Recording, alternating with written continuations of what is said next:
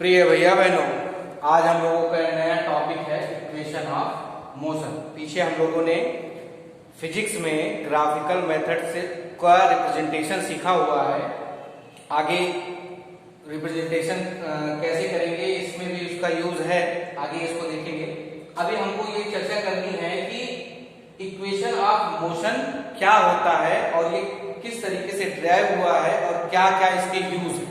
तो equation of motion यानी गति के समीकरण। गति के समीकरण हम लोगों को फिजिक्स में तीन इक्वेशन मिलती है, तीन समीकरण मिलते हैं, जो है v = u + at, दूसरा है s = ut + ½ at स्क्वायर, और थर्ड आता है v² = u² + 2af। ये तीन इक्वेशन हम लोगों को मिलती है और ये हमारे लिए इक्वेशन मिलती है न्यूमेरिकल सॉल्व करने के लिए। अब प्रश्न ये आता है कि ये इक्वेशन आई क्या, आई कहां से। दूसरी चीज क्या है कि इसमें जो v लिखा है, u लिखा है, a लिखा है, t लिखा है, इसका मतलब क्या है। तो समझेंगे, जो लिखा है v = u + at, इस समीकरण में हमको मिल रहा है v, u, a, t, s, ये वेरिएबल्स है। और इन वेरिएबल्स का फिजिक्स में एक पर्टिकुलर नेम है, यानी पर्टिकुलर नाम के अकॉर्डिंग हम जानते हैं। अगर कहीं पे v लिखा है तो उसको हम क्या समझेंगे, u लिखा है तो उसको क्या समझेंगे, समझना है। अगर u लिखा है तो इनिशियल वेलोसिटी को हम लोग प्रारंभिक वेग कहते हैं, प्रारंभिक वेग। और दूसरा है हम लोगों का v को हम लोग फिजिक्स में कहेंगे फाइनल वेलोसिटी, और हम इसी बात को कहते हैं अंतिम वेग। और थर्ड आपका है यस मतलब डिस्टेंस, यानी जब हमको डिस्टेंस शो करनी होगी, दूरी को दर्शाना होगा, तो हम वहां पे d लिखेंगे, यानी यस लिखेंगे, यानी यस का मतलब होगा दूरी। और a फॉर एक्सेलरेशन को हम लोग हिंदी में कहते हैं त्वरण, और t आपका टाइम, समय। ये वेरिएबल्स के मीन्स हैं जो आप लोगों को इसको कंसीडर करना है हमेशा। अगर इक्वेशन में दिया गया है तो इसी के अकॉर्डिंग हम लोग क्वेश्चन को सॉल्व करेंगे। अब हम प्रश्न ये आता है कि इक्वेशन आई कहां से।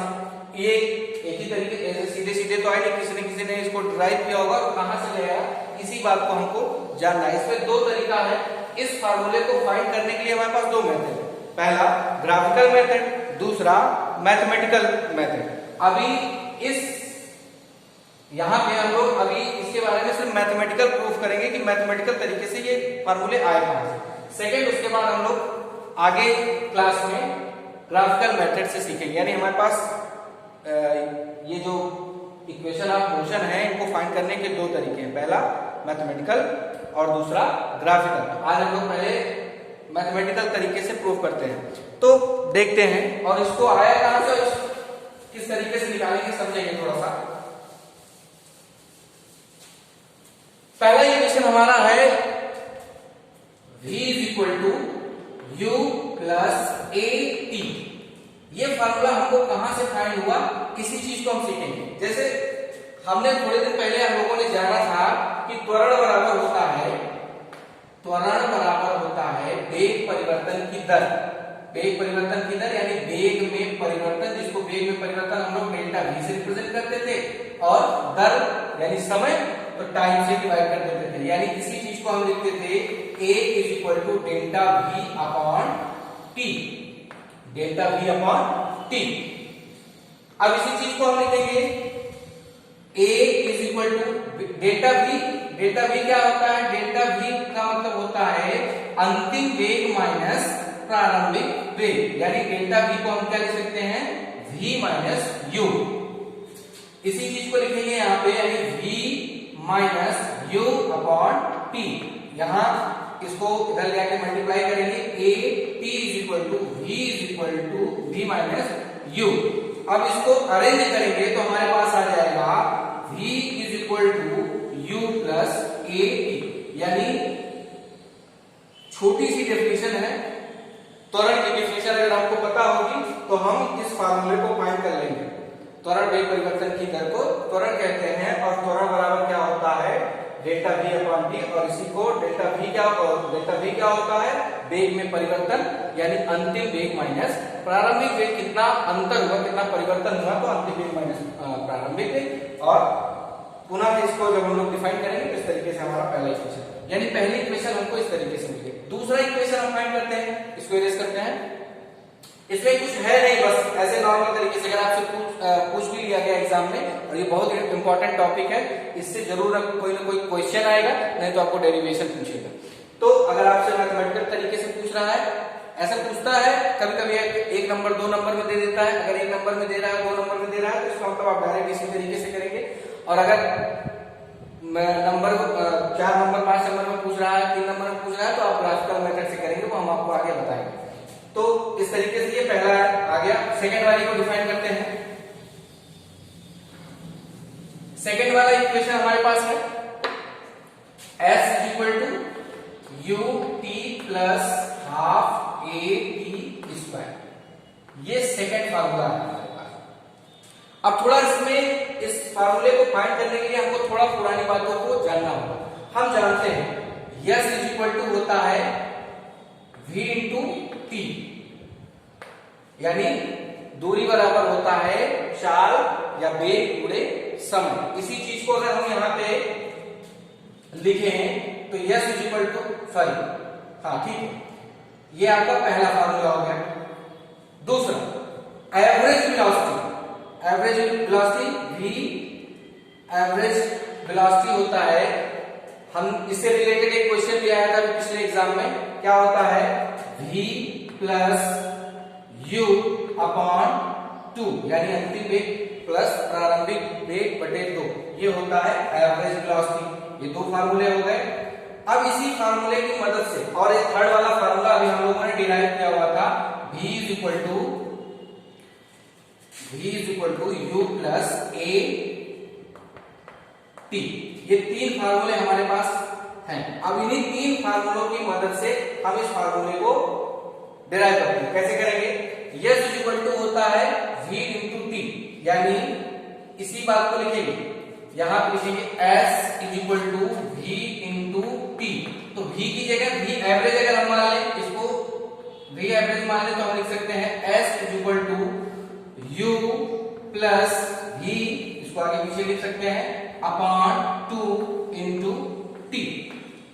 ये सीधी सी बात आ गई। अब यहां पे देखिएगा v आ गया, तो v बराबर हमने फार्मूला थोड़ी देर पहले ही हम लोगों को डिफाइन किया, तो v बराबर क्या होगा u प्लस a, यानी v की वैल्यू अगर हम रखेंगे तो s इज इक्वल टू हो जाएगा u plus a t upon 2 का सॉरी 2 अपॉन इंटू टी। तो s इज इक्वल टू हो जाएगा 2u प्लस u, 2u और t का जब मल्टीप्लाई कराएंगे तो t upon sorry plus a t, और t का जब मल्टीप्लाई कराएंगे तो स्क्वायर हो जाएगा, ये हो जाएगा आपका a t का स्क्वायर अपॉन 2। अब इसी को हम सेपरेट करेंगे, सेपरेट करने का मतलब अलग अलग लिखेंगे। अब ये फार्मूलों को हमारे पास इसका कोई यूज नहीं है, इसको हटाते हैं, यानी s इज इक्वल टू हो जाएगा आपका 2ut plus upon 2 plus at का स्क्वायर अपॉन 2। इसी चीज को 2 से 2 यहां से डिवाइड हो जाएगा, तो s इज इक्वल टू हो जाएगा ut प्लस इसी को 1/2 करके, यानी हाफ at स्क्वायर, इस तरीके से लिख सकते हैं। ये हमारा आ गया आपका सेकेंड फार्मूला। यानी सेकेंड फार्मूले में हमको क्या करना है, s is equal to ut plus half at square find करना है। तो s इज इक्वल टू हम लोग जानते हैं, s इज इक्वल टू होता है v इंटू टी, और दूसरा फार्मूला अभी हम लोगों ने जो निकाला था v एवरेज इक्वल टू होता है v प्लस u अपॉन 2। ये 2 फार्मूला और एक थर्ड वाला हमारा, इस फार्मूले की मदद से हम second equation of motion find कर सकते हैं। 2 फार्मूले हमने डिराइव कर लिए। अब तीसरा करते हैं। तीसरे में क्या है, तीसरा फार्मूला हम लोगों का है v square is equal to u square plus 2as। ये हमारे पास है। इस फार्मूले को हम कैसे फाइंड करेंगे, यहां पे देख रहे हैं इस फार्मूले में टी नहीं है, टी नहीं, यानी हमको किसी एक फार्मूले में से अगर हम टी रिड्यूस कर दें तो हो सकता है कि ये फार्मूला आए, हो सकता है। इसलिए पहले देखते हैं, हमारे पास ये है टी है, इसमें टी स्क्वायर है, हो सकता है इसमें थोड़ी समस्या है, यहां से निकालते हैं। फिर भी यस इक्वल टू यहां से देखते हैं, यस इक्वल टू होता है v इंटू टी। अगर इसी फार्मूले को अरेंज करेंगे तो t इज इक्वल टू हो जाएगा yes upon v, s upon v। ये फार्मूला हमारे कुछ काम आ सकता है, इसी चीज को रखते हैं, t इज इक्वल टू हम यहां पर रखेंगे। अच्छा, अब दूसरी बात क्या करेंगे, एक फार्मूला हमारे पास ये है v is equal to u plus a t।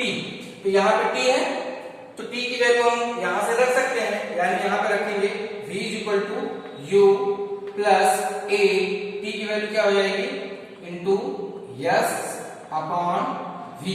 अभी थोड़ी देर पहले हम लोगों ने v एवरेज अगर हम मान लें